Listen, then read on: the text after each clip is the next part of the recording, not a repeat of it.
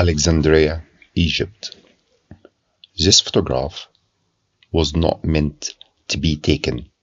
It happened like memory happens, uninvited, unresolved.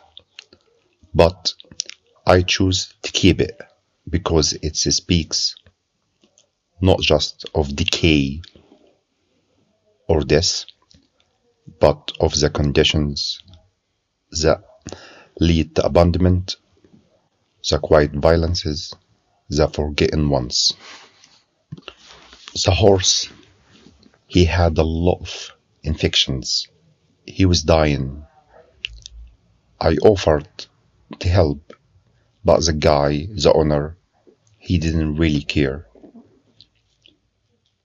One thing I really don't like about Egypt, people quite cruel to animals, and that's upset me a lot.